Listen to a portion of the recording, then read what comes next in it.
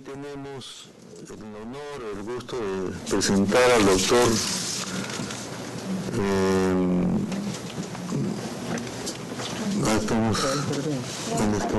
Raúl Pariona Arana, quien expone el tema sobre la edad de activos, ¿no?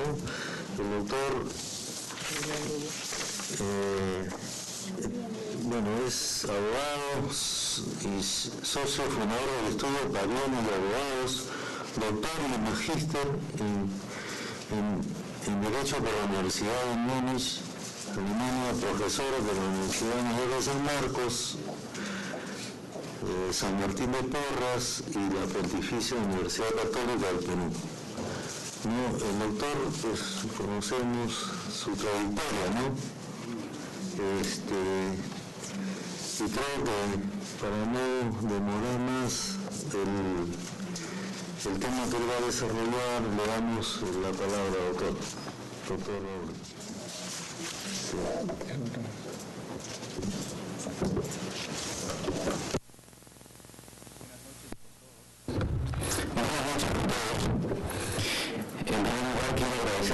De esta corte para hacer una presentación de un tema que he elegido y propuesto, amablemente lo han aceptado. Quiero agradecer al doctor Valle por la presentación, por promover este tipo de actividades, a todos los organizadores de este curso de capacitación que año a año despliegan sus esfuerzos para posibilitar este tipo de encuentros, y a todos ustedes por darse cita aquí para poder compartir entre nosotros unas discusiones sobre distintos temas del derecho penal. El doctor, quiero también agradecer al doctor Aldo Figueroa, quien me ha cursado la invitación, por su invitación, por promover este tipo de actividades. El tema que he propuesto para tratar, conversar, discutir, intercambiar ideas es el delito de lavado de activos. Pero dado que hablar sobre el delito de lavado de activos nos tomaría muchísimo tiempo y seguramente no agotaríamos la temática en su totalidad, he propuesto tratar un tema específico dentro de este tema muy genérico del delito. Y este tema específico es la autonomía o presunta autonomía del delito de lavado de activos. Lo primero que debo decir a este respecto es, un poco señalando cuál va a ser el marco de mi exposición, algunas consideraciones generales. En segundo lugar, voy a exponer cuáles son los elementos del tipo penal y las reglas generales que regulan este delito. Y en tercer lugar, en un tercer momento, voy a plantear una tesis, voy a defenderla, y finalmente espero conversar con ustedes respecto a este punto y ojalá podamos llegar a algunos acuerdos y seguramente algunas posturas distintas pero fundamentadas. Bien, entonces sin más preámbulo, empecemos. En los últimos días, semanas, meses, años, se viene discutiendo arduamente en nuestro país, en nuestros medios académicos, pero también en la jurisprudencia nacional, es decir, en los tribunales de justicia, en las fiscalías de nuestro país, las posibilidades de interpretación de nuestra ley que regula el delito de lavado de activos. Y se discute dentro de este ámbito un tema muy puntual de si el delito de lavado de activos es autónomo o no. ¿Y qué significa este planteamiento? Significa afirmar de si el delito de lavado de activos debe hacer referencia o no a un delito precedente, al famoso delito fuente, al hecho anterior a la comisión propiamente dicha del delito de lavado de activos. Si el delito de lavado de activos es autónomo, entonces no hay necesidad de hacer referencia al delito anterior, es decir, no interesa cuál es el delito fuente. Por el contrario, si el delito de lavado de activos no es un delito autónomo, entonces hay la necesidad aún de hacer referencia al delito fuente. Y esto de hacer referencia tiene consecuencias dogmáticas, sustantivas y en específico procesales, probatorias a este respecto. Así es que mi exposición va a tratar de definir una postura, y les adelanto desde ya, mi postura es que el delito de lavado de activos no es un delito autónomo y en consecuencia voy a tratar en esta exposición de fundamentarla y de exponer de por qué la tesis contraria no es correcta. ¿Cómo así llegar a esta conclusión? En primer lugar, se debe tener en cuenta el contexto general que regula este delito. ¿Cómo surge este delito? El delito de lavado de activos es un delito de reciente data, no es un delito clásico. Se puede decir que es un delito instrumental, un delito artificial. El delito de lavado de activos no tiene más de 30 años en promedio. No es como el delito de hurto, asesinato, robo, corrupción, que acompañan a las sociedades organizadas en un Estado como tal, como infracción de reglas fundamentales de convivencia, desde que nosotros nos constituimos en un Estado organizado. Pero el delito de lavado de activos hace 50 años no existía, es decir, hace 100 años tampoco. Es un delito muy reciente. ¿Y cómo así surge el delito de lavado de activos? El delito de lavado de activos surge por la necesidad de hacer eficaz la lucha contra la criminalidad organizada. Inicialmente el delito de lavado de activos se denominaba delito de lavado de dinero proveniente del narcotráfico. Y el delito de lavado de activos surge como una respuesta del Estado que había fracasado en la lucha contra el narcotráfico mediante la legislación y las acciones de las administraciones para hacerle frente, combatirla, controlarla y, si es posible, excluirla del ámbito social. No se había podido. Han pasado décadas enteras, ingentes cantidades de dinero para hacer posible una lucha eficaz contra el narcotráfico y no se podía. Así es que todos los estados en 1988 se reunieron en Viena para lanzar reportes de sus experiencias estatales en el marco de una reunión de Naciones Unidas, y todos llegaron a la conclusión de que todos los estados habían fracasado en la lucha contra esta criminalidad que era el tráfico ilícito de estupefacientes. Y en consecuencia había la necesidad de adoptar medidas globales, medidas mucho más eficaces para hacer posible esta lucha contra esta criminalidad organizada orientada al tráfico ilícito de drogas. Se decía que estas organizaciones tenían ingentes cantidades de dinero, muchas veces mayor que aquellas que se les asignaba a las agencias de lucha contra esta criminalidad. Tenían conexiones internacionales, lo que no se posibilitaba con las policías nacionales, etc. Entonces, había fracasado la lucha contra el narcotráfico. Entonces, la idea central que surgió en esta reunión fue decir que había que atacar a esta criminalidad organizada allí donde ésta se financiaba, porque si no, igual todos los esfuerzos iban a ser en vano, y que había que atacar a esta criminalidad organizada que tenía como principal actividad el tráfico de drogas, allí donde ésta se financiaba. Es decir, atacar sus fuentes de financiamiento. Solo así se iba a hacer una lucha eficaz contra ella. Y en consecuencia, parte de las medidas específicas de lucha contra el delito de tráfico ilícito de drogas fue incluir en esta convención, la famosa Convención de Viena, incluir una medida penal, es decir, una sanción penal para la acción de aquellas terceras personas que, sin participar en la comisión del delito de tráfico ilícito de drogas, sí le prestaban apoyo posterior a la comisión del hecho, asegurando, por ejemplo, el producto del delito, y que a su vez servía para financiar, sostener este tipo de criminalidad. Con la Convención de Viena se plantea la sanción penal del delito de lavado de dinero producto del narcotráfico. Así es como surge el delito de lavado de activos en el contexto internacional, que luego, dado que los estados suscriben esta convención, luego la materializan en cada uno de sus estados nacionales a través de sus leyes nacionales, siguiendo los procedimientos del caso. Así que nosotros, en el año de 1991, en nuestro Código Penal, incluimos el delito de lavado de activos. Y así, en el derecho comparado, los estados nacionales empezaron a incluir dentro de sus legislaciones el delito de lavado de dinero. ¿Por qué hago la referencia a este antecedente histórico? Porque me interesa que ustedes tengan en mente y a la vista la idea principal, la idea político-criminal de tipificar el delito, es decir, de criminalizar esta acción.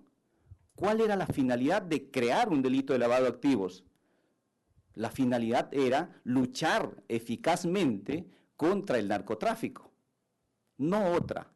Luchar eficazmente contra el narcotráfico. Y esto iba a ser posible sancionando las acciones que aseguraban su financiación a través del delito de lavado de activos. Posteriormente, en el año 2000, se tiene otro encuentro, pasado ya varios años, el encuentro en Palermo, del cual surge una convención de Palermo, y se señala dentro de esta convención que los esfuerzos los resultados en los esfuerzos de lucha contra el narcotráfico mediante el empleo, sanción penal a través del delito de lavado de activos habían sido ciertamente eficaces, había funcionado. Y se señaló que, pero además de luchar contra el narcotráfico propiamente dicho, este delito de lavado de activos debería extenderse también a otro tipo de criminalidad grave. Y es así que el delito de lavado de activos no solamente se mantiene como delito de lavado de dinero proveniente del narcotráfico, sino que se extiende como el delito de lavado de activos que hoy conocemos para sancionar el blanqueamiento de dinero que proviene del narcotráfico, pero también del tráfico de armas, de la trata de personas, de casos de corrupción y otros delitos graves, ¿ya? Es decir, el objeto materializado en esta Convención de Palermo fue que esta medida, es decir, sancionar el delito de lavado de activos, también debería incluir el combate a otro tipo de criminalidad también grave.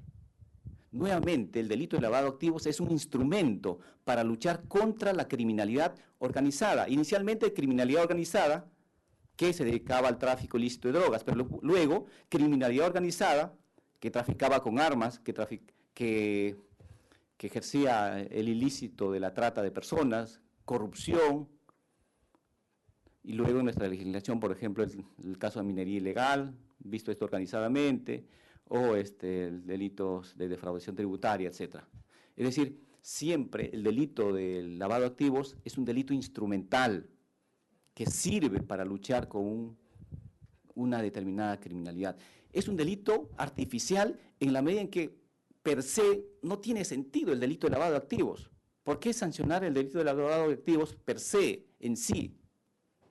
El delito de lavado de activos permite, es un instrumento legal para luchar político-criminalmente frente o contra una determinada criminalidad, la criminalidad más importante, más grave en nuestro ordenamiento jurídico. Este contexto, señores, permite entender nuestra ley. Nuestra ley es producto de la Convención de Viena, de la Convención de Palermo y además de las recomendaciones que dio el Grupo de Acción Financiera, denominada GAFI, para luchar eficazmente contra el delito de lavado de activos. Así que nuestra legislación actual vigente se nutre de esta legislación en el contexto internacional. A la actualidad nosotros tenemos como norma vigente el decreto legislativo 1106, que sanciona el delito de lavado de activos. Y le sanciona de la siguiente manera, creo que es importante tener a la vista qué dice la norma para poder entenderla. El artículo 1 de esta norma dice: el que convierte o transfiere dinero, bienes, efectos o ganancias cuyo origen ilícito conoce o debía presumir con la finalidad de evitar la identificación de su origen, su incautación o decomiso, será sancionado con pena privativa de libertad. Es decir, es convertir, transferir, ocultar, tener bienes de origen ilícito, con la finalidad de ocultar justamente su origen. En eso consiste el delito. Regulada así el delito de lavado de activos, tenemos además una norma que es la que motiva esta discusión, el artículo 10 de esta misma ley, que señala lo siguiente, dice: el lavado de activos es un delito autónomo, por lo que para su investigación y procesamiento no es necesario que las actividades criminales que produjeron el dinero, los bienes, efectos o ganancias hayan sido descubiertas, se encuentren sometidas a investigación, proceso judicial o hayan sido previamente objeto de prueba o de sentencia condenatoria. Es el famoso artículo 10, con el cual llego a la parte central de mi exposición y del tema en particular que quiero presentarles a ustedes. Tenemos esta ley actual, el decreto legislativo 1106, y a la actualidad se discute intensamente si el delito de lavado de activos es autónomo o no. Y es frecuente escuchar a muchas voces autorizadas en el estudio de este delito, que el delito de lavado de activos sería un delito autónomo. A mí me parecía sospechosa esa afirmación, así es que desde hace buen tiempo vengo estudiando esta problemática y he llegado a las siguientes conclusiones. La norma, bien leída, señala ciertamente que el delito de lavado de activos es autónomo, pero llegar a esa conclusión y no leer la norma completa puede traer muchas confusiones. La norma dice que el lavado de activos es un delito autónomo, pero define qué significa delito autónomo. Y lo define de la siguiente manera, dice: el delito de lavado de activos es un delito autónomo, por lo que para su investigación y procesamiento no es necesario que las actividades criminales que produjeron el dinero hayan sido investigadas o materia de proceso. Es decir, es autónomo por lo que para su investigación y procesamiento. No señala que para ser materia de sentencia. Es decir, la Fiscalía con esto está habilitada, ciertamente legitimada, a investigar a una persona por el delito de lavado de activos, aun cuando el delito fuente que se sospecha es el delito del cual surge el dinero que la persona tiene, guarda, esconde, etc., no es materia aún de sentencia firme. Bueno, está legitimado la Fiscalía de investigarla, o que este hecho no sea materia siquiera de denuncia penal o investigación fiscal, ciertamente. Pero llegado el momento de emitir una decisión, es decir, cuando el juez conozca el caso, el juez podrá desvincularse del concepto legal del delito de lavado de activos que trae la ley. Y mi respuesta a este respecto es que no. Y por esta razón es que el delito de lavado de activos, en nuestra legislación, bien leída la norma y estudiando incluso el derecho comparado y la doctrina que existe al respecto, supone dos casos distintos. El delito de lavado de activos tiene o supone una autonomía procesal. Sí, existe una autonomía procesal conforme se desprende de la ley. Es decir, el delito de lavado de activos, o para investigar o procesar por delito de lavado de activos, no es necesario que el delito fuente haya sido materia de sentencia firme o sea materia de una investigación o denuncia, investigación fiscal. Sí, ciertamente. Pero para sancionar, para emitir sentencia condenatoria respecto de una persona por el delito de lavado de activos, sí es necesario que se determine cuál es el delito fuente. Y ahora les digo por qué. Mi primera consideración, voy a lanzar 3 consideraciones o 3 razones por las cuales considero que el delito de lavado de activos no es un delito autónomo. Primera consideración, de corte político-criminal. Les había hace un momento dibujado el contexto internacional. El delito de lavado de activos no es un delito autónomo porque desde su origen y la razón política criminal que originó o que causó su plasmación en las normas internacionales y en las normas nacionales fue la lucha contra determinada criminalidad, inicialmente contra el tráfico ilícito de drogas, posteriormente la lucha contra otra criminalidad siempre grave, y en consecuencia decir que el delito de lavado de activos es autónomo y no interesa más cuál es el delito fuente, supone romper con esa finalidad político-criminal que subyace a la norma. Si nosotros tenemos en nuestro ordenamiento jurídico un delito que se llama delito de lavado de activos, es para luchar eficazmente contra la criminalidad organizada del tráfico ilícito de drogas, de la minería ilegal, de la corrupción, etc. No tenemos un delito de lavado de activos porque sí, para sancionar en buena cuenta el simple desbalance patrimonial. Tenemos un delito de lavado de activos para luchar contra determinada criminalidad, siempre grave. Esa fue la causa del origen de este delito en los dos tratados internacionales que tenemos, y si uno observa en el derecho comparado, esa es la situación. No es posible afirmar que el delito de lavado de activos es autónomo y que no interesa cuál es el delito fuente, porque si es que no nos interesara cuál es el delito fuente para sancionar a una persona por el delito de lavado de activos, entonces rompemos con esta finalidad político-criminal y deslegitimamos la sanción penal, el quehacer del propio Estado en la sanción del delito de lavado de activos, porque si no, ante cualquier desbalance patrimonial, sanción penal, y esto sería un absurdo, ciertamente. Primera consideración. Segunda consideración, de orden lógico.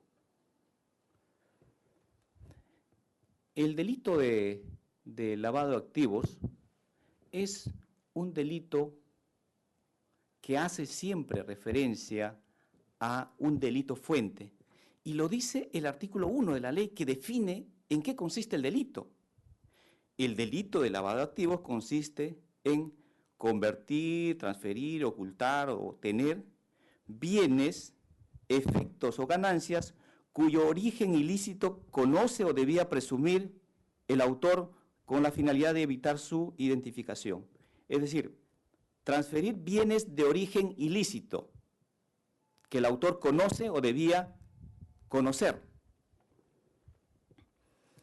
Entonces, para sancionar a una persona por el delito de lavado de activos, el tribunal le debe decir al ciudadano: señor, después de 2 años de investigación, hemos llegado a la siguiente conclusión, por supuesto respaldada con pruebas, de que usted ha guardado, escondido y transferido dinero de origen ilícito, y nosotros hemos probado eso. Así que les imponemos 10 años o 15 años de pena privativa de libertad. Esa sería una sentencia racional, clara. Pero hay que afirmar que esta persona a quien se le declara culpable ha guardado o escondido bienes de origen ilícito. Y la pregunta es, ¿cómo se puede afirmar que una persona guarda o esconde bienes de origen ilícito? Hay que determinar que esos bienes provienen de un delito. Hay que afirmar que provienen de un delito, probadamente, es decir, mediante prueba, afirmar legítimamente, o sea, que la afirmación sea legítima, de que esos bienes son efectivamente de origen ilícito. Quienes defienden la teoría de la autonomía del delito de lavado de activos a este respecto sostienen a la actualidad lo siguiente. Dicen lo siguiente: la norma dice que el autor del delito debe conocer o debe conocer que esos bienes que guarda o esconde son de origen ilícito, pero no exige la norma actual determinar cuál es el delito fuente o determinar cuál es el origen ilícito de esos bienes. Es decir, según la tesis que habla de la autonomía del delito de lavado de activos, lo único que hay que determinar es el origen ilícito, pero no cuál es el delito fuente. Hay cierta contradicción en esa afirmación por lo siguiente, porque no se puede determinar cuál es el origen ilícito si no se determina cuál es el delito fuente. ¿Cómo se podría legitimar una idea tal o una afirmación tal? Nuevamente, para recurrir a la sentencia que dicta un juez. Señor, te sancionamos por el delito de lavado de activos porque esos bienes que usted tiene son de origen ilícito. Y el ciudadano podrá preguntar, pero señor, no es cierto, pero usted no ha probado de que eso es así. Sí tiene origen ilícito porque hemos probado que tiene origen ilícito. Pero dígame, origen ilícito tiene que suponer el producto de algún delito, ciertamente, ¿no? Sí, ciertamente, no sabemos qué delito es, pero tiene origen ilícito. Pero esto es un absurdo, es un razonamiento circular. Es de origen ilícito porque hemos probado que es de origen ilícito. Es un razonamiento circular. Un razonamiento correcto sería, es de origen ilícito porque proviene del delito de tráfico ilícito de drogas. Es de origen ilícito porque este dinero es producto de la comisión de un delito de corrupción. Es de origen ilícito porque usted esto lo tiene como ganancias en manejo de empresas dedicadas a la financiación de trata de personas. Es decir, un bien a efectos del delito de lavado de activos es de origen ilícito si proviene de un delito. No existe otra posibilidad. Así es que es ilógico, y yo por eso le llamo argumento de corte lógico, decir que el delito de lavado de activos es un delito autónomo, porque es ilógico, va contra la razón, contra el sentido común, afirmar que los determinados bienes son de origen ilícito, porque sí, no, o sea, sin probar que provengan de determinados delitos. Y como tercer argumento, y este es creo el argumento de fondo mío, además porque se desprende de la norma, y es lo que podría ser el elemento común de discusión, es que el delito de lavado de activos no es autónomo porque la estructura típica que se desprende de la ley señala lo contrario. La ley, en el artículo 1, dice que el que convierte, transfiere bienes o efectos cuyo origen ilícito conoce. Eso significa que el bien que guarda o esconde es de origen ilícito y el autor sabe, conoce que son de origen ilícito. En el artículo 10, el legislador complementa este artículo 1, 2 y 3, donde se tipifica la conducta y señala lo siguiente. Dice, el conocimiento del origen ilícito que tiene o que debía presumir el agente de los delitos que contemple el presente decreto legislativo corresponde a actividades criminales como los delitos de minería ilegal, el tráfico de drogas, terrorismo, delito contra la administración pública, el secuestro, proxenetismo, la trata de personas, el tráfico ilícito de armas, tráfico ilícito de migrantes, los delitos tributarios, extorsión, el robo, etc. Nuevamente, el conocimiento del origen ilícito que tiene o que debía presumir el agente de los delitos que contemple el presente decreto legislativo corresponde a actividades criminales como los delitos de minería ilegal y siguientes. Es decir, el conocimiento que tiene el autor del delito de lavado de activos es respecto a un determinado delito, no cualquier delito, respecto a un determinado delito. ¿Cuál? Los contemplados en el artículo 10, solamente esos delitos. Es decir, la estructura típica, es decir, lo que señala la ley respecto a cuál es el origen de ese carácter ilícito de los bienes, hace referencia a determinados delitos. No se trata de cualquier delito, sino de determinados delitos, delitos con nombre y apellido. Es decir, no se le puede decir al ciudadano, el bien que usted guarda o esconde es de origen ilícito, y nada más, no, señor. Para que se configure, para que se subsuma el hecho en el tipo penal del delito de lavado de activos, se tiene que decir al ciudadano, ese bien es de origen ilícito, porque proviene del narcotráfico, la minería ilegal, etcétera, aquellos que están señalados en la ley.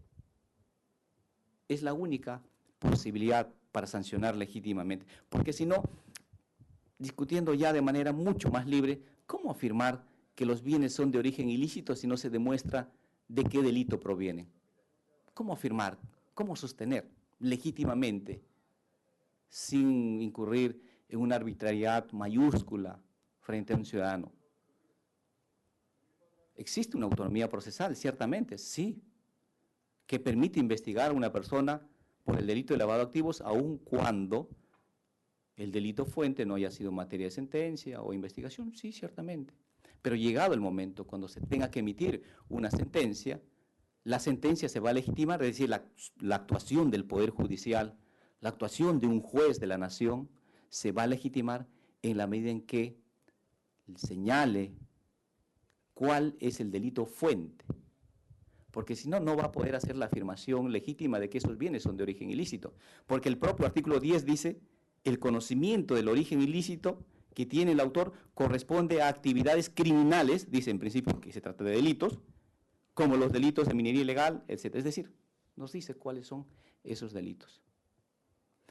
Pero además de eso, hay una regla general en el artículo 10 que señala, la norma dice, o otros delitos que generan ganancias ilícitas.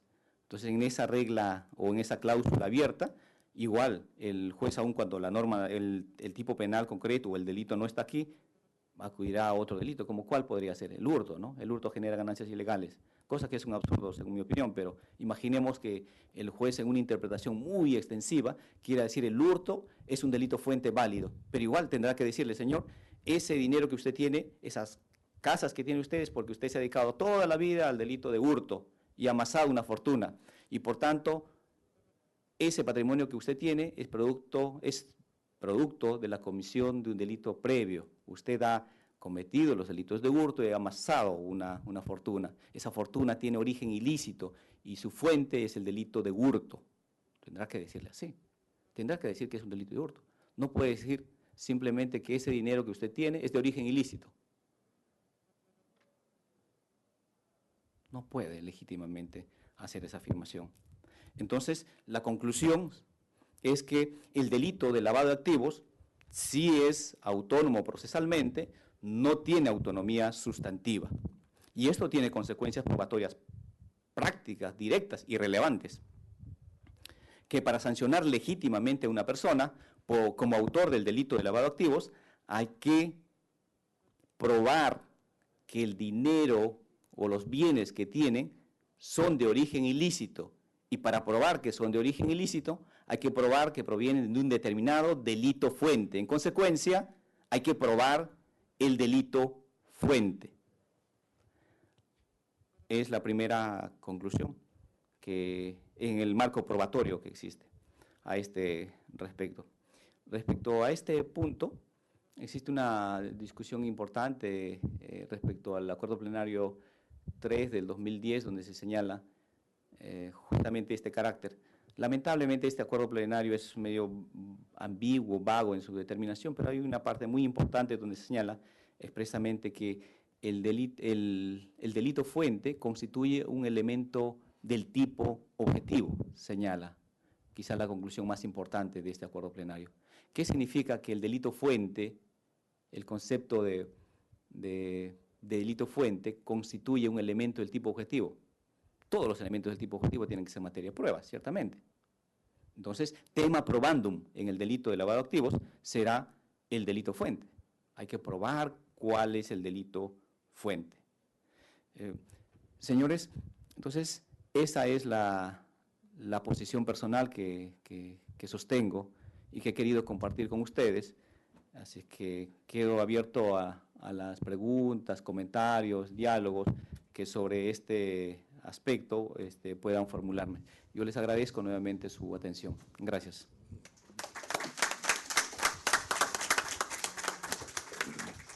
Doctor Pariona, yo voy a ser de un improvisado panelista y después el público también podrá intervenir. Lo que le quería preguntar en el tema probatorio sobre el delito fuente y también sobre el aspecto de cómo ha evolucionado el delito de lavado de activos de ser primigeniamente un delito de resultado para ser un delito de peligro y finalmente pasó a ser, bueno, de resultado ¿no? De peligro, y actualmente hemos vuelto un poco a lo primero, de resultado. Bueno, con relación, doctor, a la parte procesal, ¿no? Se dice, por ejemplo, que existen contratos eh, que, que son lícitos, pero que tienen, son lícitos, pero no delictivos, ¿no? Con estos famosos casos de los contratos simulados, como el caso de la investigación de Nadine Heredia, ¿no? En donde se dice, bueno, son simulados pero no delictivos, eso por una parte, ¿no? Yo quisiera preguntarle su opinión sobre que en sí estos contratos encierran alguna contraprestación a futuro tal vez, pero delictiva, porque si yo ahora entre privados, ¿no? Entre mi empresa pues de publicidad y yo como parte de un partido, digamos, ¿no? Bueno, recibo dinero, ¿no? Y, y con qué finalidad, con la finalidad de que posteriormente yo tenga pues que favorecerlo en una licitación, por ejemplo, ¿no? Entonces, ese tipo de contratos que no han sido definidos muy bien acá por la doctrina, pero que, por ejemplo, en España eso ya hay desde 2010 un delito tipificado como corrupción, ¿no? Entre particulares, ¿no? Y que justamente es como un cohecho, pero entre particulares, pero con, digamos, como una forma de también de lavar dinero, y una forma también de comprometer el orden económico, porque si yo ya pues, como en los casos que se han visto también con la amiga, pues, bueno, ya conocida, ¿no? Que recibía por una consultoría, dineros, es ilícito ciertamente, pero que esta empresa resultaba favorecida ya posteriormente. Entonces, ahí hay una afectación al tercero, ¿no? A la libre competencia, digamos, ¿no? Y entonces, ¿cómo transparentar estos actos privados que comprometen, ¿no? La esfera pública? ¿Cómo conceptuarlos dentro de esta actividad probatoria, ¿no? Para configurar el delito fuente? Y en segundo lugar, ¿cómo usted vería la posición, digamos, de que se presume, hay que presumir, y la presunción, ¿no? En la presunción se invierte la carga de la prueba, lo que quiere decir de que quien está obligado a probar es el imputado, y no digamos, quien, quien, quien denuncia o acusa, ¿no?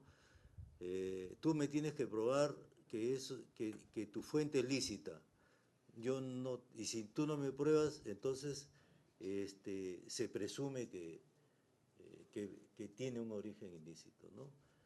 Esos dos temas, y un tercer tema, como el Tribunal Constitucional, doctor, ya hay un precedente, ¿no? de Abanto Verástegui en el 2009, me parece, donde ya en una investigación, por una investigación fiscal, determinó la arbitrariedad de esta investigación, ¿no? Pero por un tema de falta de tipicidad, de autolavado, ¿no? Que después se ha incorporado posteriormente.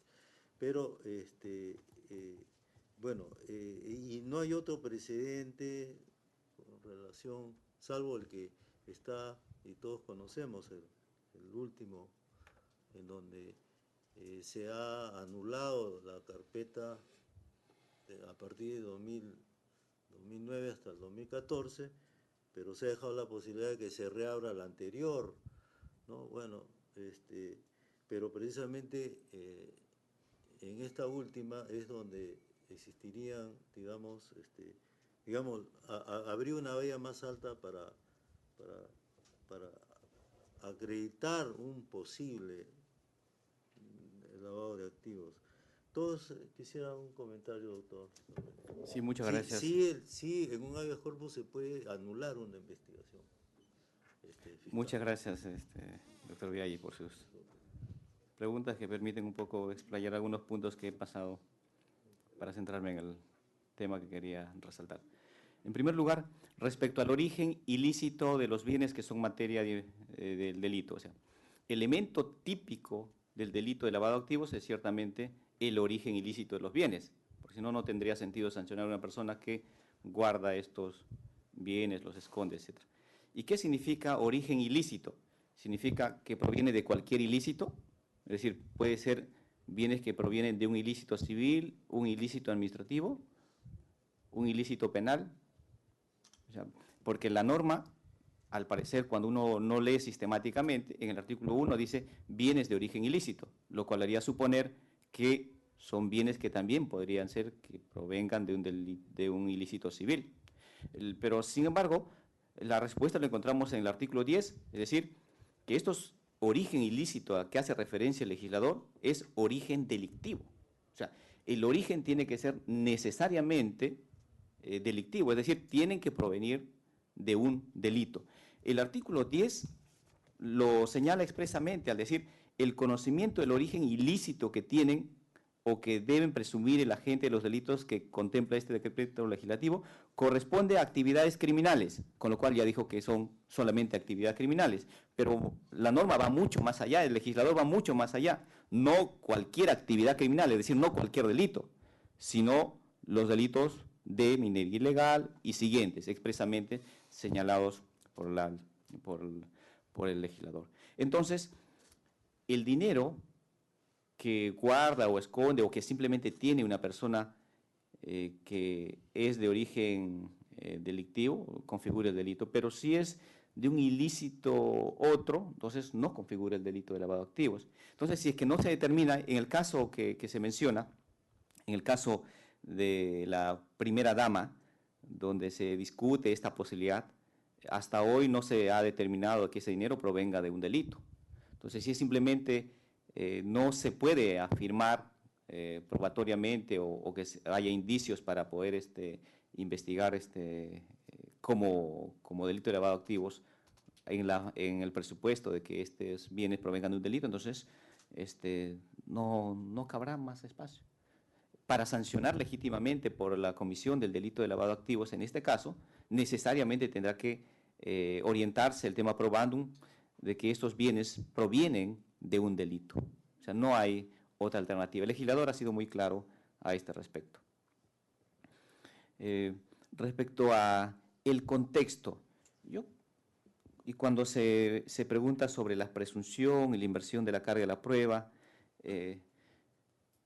creo que es importante hacer una reflexión a la actualidad de que desde hace mucho tiempo, un promedio de 10 años en el país, vivimos una ola de inseguridad ciudadana, donde se hace referencia a que la criminalidad organizada está hackeando a la sociedad y donde existe un estado de cosas en la justicia penal de emergencia. Y entonces existe una respuesta por parte del Estado, básicamente a través del legislador, al emitir normas que cada vez más van limitando la libertad de los ciudadanos. Y a veces dejamos pasar cosas que no deberíamos hacerlo en tiempos de paz total, donde uno quiera reafirmar la vigencia de los derechos fundamentales. Y ello es importante porque es el juzgador quien tiene que siempre determinar con imparcialidad los hechos y haciendo valía de que es el guardián de los derechos fundamentales en un Estado. No es posible admitir, en consecuencia, en aplicación de esta legislación, que el principio que señala que la carga de la prueba lo tiene el Ministerio Público, pueda ser relativizada e incluso invertir esta carga de la prueba para hacer que el investigado sea quien pruebe el origen lícito de sus bienes. Y esto en un país tan informal como el nuestro puede llevar en algunos casos a desgracias mayores para los ciudadanos. No sé ustedes, pero mi poco conocimiento de la realidad nacional me ha topado con personas que, siendo honestas, no tienen muy ordenada su contabilidad. Yo, por ejemplo, provengo de Huancayo, y Huancayo es una ciudad donde el comercio es muy intenso, y las personas que comercian en el mercado, que tienen sus tiendas de abarrotes, tienen sus carros, sus camiones, llevan verdura de aquí de Huancayo hacia Lima, regresan, gran parte de estas personas no tienen un control adecuado, deberían tenerlo, sí, pero no tienen un control adecuado de su contabilidad. Y seguramente si es que alguien le dice que hagan unas cuentas, con seguridad van a mostrar un desbalance patrimonial, porque no van a saber explicar en detalle cuál es el origen final de su patrimonio. O sea, va a haber un desbalance patrimonial total. Yo mismo me he puesto a pensar si mañana, soy un profesor universitario, abogado, doctor, si hiciera mis cuentas, probablemente no sabría ordenarlas. En Puno, donde la informalidad es mucho más grande y donde el comercio también es intenso, si es que solamente nos basamos en el dato del desbalance patrimonial respecto a una persona para imputarle el delito de lavado de activos, yo creo que cometeríamos muchos excesos.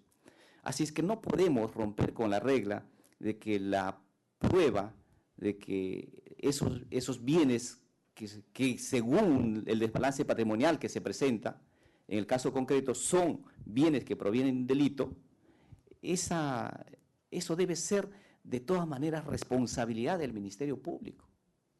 No se puede invertir, no se le puede pedir al ciudadano que él pruebe que esos bienes que tiene son de origen lícito. Ese desbalance que se da per se fáctico, porque como señalo, vivimos en una sociedad tan informal que muchos de nosotros estaríamos con un desbalance patrimonial cuando se hagan los exámenes respectivos. No se nos puede imputar diciendo, dado que existe un desbalance patrimonial, per se ya automáticamente esto es un delito de lavado de activos. Y hay ahí la suerte de aquella persona a quien le denuncian por lavado de activos.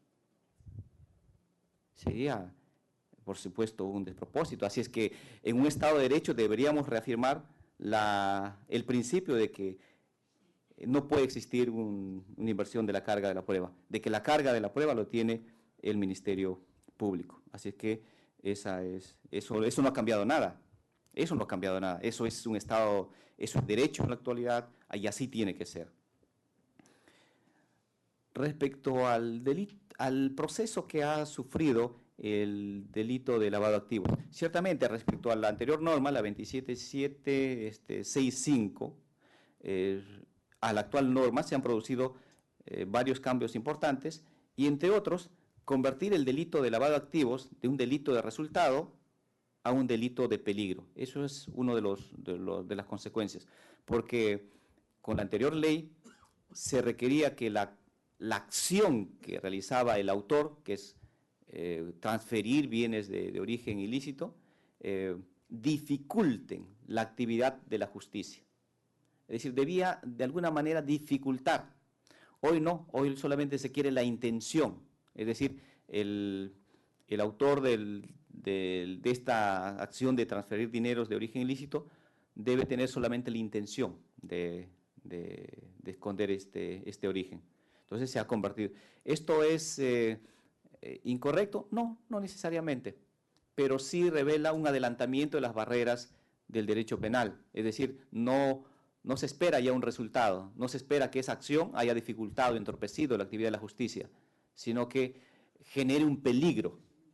¿Se puede admitir? Sí se puede admitir. ¿Es deseable? No es deseable definitivamente, pero esa es la tendencia que se ha dado. Y un dato adicional, que en cuanto al dolo, por ejemplo, el delito de lavado de activos siempre ha sido un delito doloso, lo es también hoy, Pero cuando uno observa en el tipo penal y dice que el autor conoce o debía presumir, conoce significa dolo, o debía presumir, debía presumir es una norma muy, muy confusa y hasta inconstitucional por lo siguiente. ¿Qué significa debía presumir? Se supone que no conoce, el autor no conoce, porque si conoce le aplicamos el primer supuesto. El autor debía presumir, pero puede responder, pero no presumí, o sea, pero tú debiste hacerlo. Entonces, si no cumples con aquello que estás obligado, ¿qué es? Es negligencia, ¿no? Es negligencia.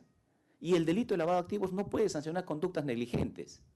El delito de lavado de activos sanciona desde la Convención de Viena, Palermo y en el derecho comparado, hasta la propia Gafi. Hasta hoy nadie ha afirmado legítimamente que el delito de lavado de activos podría tener una modalidad culposa. Pero tal como está redactado nuestro tipo penal dice, debía presumir. Y debía presumir es un supuesto culposo, según mi opinión. Así es que esto es otro cambio que ha traído la ley a este respecto. Creo que el contexto político en el cual se dio el decreto legislativo 1106, básicamente de tratar de dar un mensaje político criminal en la lucha contra la criminalidad organizada que se dedicaba a la minería ilegal, ha hecho que nosotros no reparemos inmediatamente en los cambios que se están dando, y ciertamente es una norma que ha adelantado las barreras del derecho penal en este sentido. Finalmente, respecto al autolavado, también es otra de las grandes joyitas que trae esta norma. ¿Cómo hemos llegado? Me pregunto, ¿cómo hemos llegado a este estado de cosas, señores? Nosotros como nación, como civilización en general, como personas que queremos vivir civilizadamente.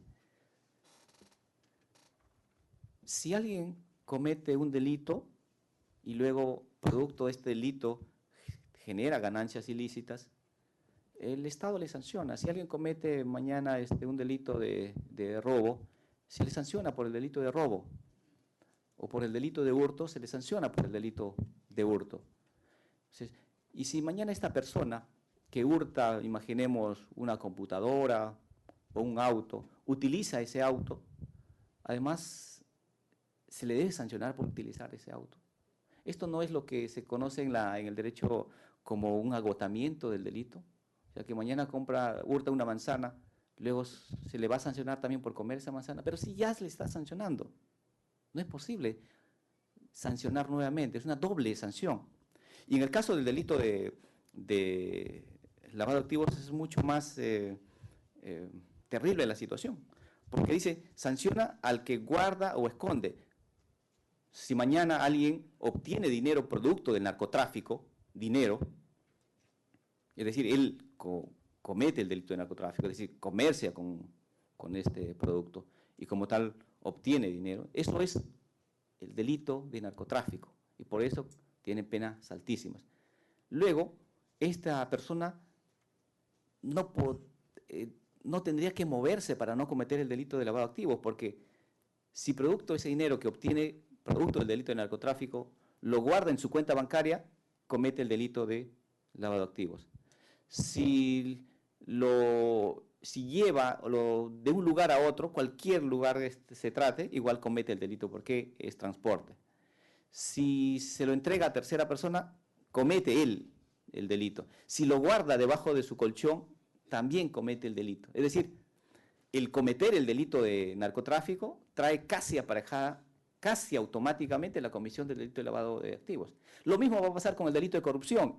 Quien mañana comete un delito de corrupción y obtiene pues una dádiva al respecto, eso amerita una sanción, pero inmediatamente comete el delito de lavado de activos porque recibe la coima y luego seguramente lo guardará en casa o lo esconderá en un lugar. Ese acto también es un delito de lavado de activos según nuestra ley. Es decir, estamos predestinados a que exista una doble sanción por un comportamiento que ya sancionaba el ordenamiento jurídico. Así es que el autolavado como sanción penal es en realidad un despropósito. La idea era de que una tercera persona que guarda el dinero, que esconde el dinero, que blanquea, una suerte de testaferro, pues, ¿no? Quien le guarda las cosas, quien le esconde el patrimonio a una organización criminal, se le sanciona legítimamente como autor del delito de lavado de activos porque está ayudando, sosteniendo financieramente a esta organización, pero no a los propios autores. Así es que el autolavado y su sanción como tal, lo dice Miguel Bajo Fernández, por ejemplo, un profesor español estudioso del tema, que el delito de lavado de activos es una de las grandes deformaciones del derecho penal de nuestro tiempo en cuanto al aspecto del autolavado. Porque ciertamente, nuestra jurisprudencia no conoce, será por esa razón, alguna sentencia del delito de lavado de activos por autolavado. O sea, no lo hay, no existe. Eso es un signo probablemente de que la legislación no marcha bien a este respecto. Finalmente, respecto a la prueba en el delito de lavado de activos, ciertamente la prueba, o la reina de las pruebas en este caso, es una prueba indiciaria. O sea, no se quiere acreditar el hecho con prueba directa, ¿no? Basta la prueba indiciaria, normalmente es prueba indiciaria, no hay, pocos serán los casos donde hay un video que registra todo, etcétera, será la prueba indiciaria. Pero entre la prueba indiciaria y la prueba directa no existe diferencia. Prueba es prueba, y además se tiene que probar, y no se tiene que probar más o menos, se tiene que probar bien para lograr esa convicción en el juzgador de que un hecho está probado, sea con prueba directa, sea con prueba directa o indiciaria. Es decir, se tiene que probar no solamente la acción que consiste en guardar, esconder los bienes, sino se tendrá que probar que esos bienes que guarda o esconde son de origen ilícito. Y como señalo, para probar que tiene origen ilícito, conforme lo dice el artículo 10, hay que probar que proviene del narcotráfico, o de la minería ilegal, o de cualquier otro delito que genera ganancia ilegal. ¿Cuál otro delito? En ese caso tendrá que decir cuál es ese otro delito. Hurto, estafa, u otro que pueda en el caso concreto, haber generado una ganancia ilegal. Así que esas son mis observaciones, doctor. Bueno, un aplauso al doctor por su brillante exposición, y le hemos exigido más de lo que se le ha pedido, y ha dado más de lo que él debió circunscribirse, debió centrarse en su conferencia, por lo que en ese reconocimiento y en agradecimiento a su participación, la comisión de capacitación le hace entrega, doctor, de un diploma. Muchas gracias. Se lo acredita como ponente. Gracias.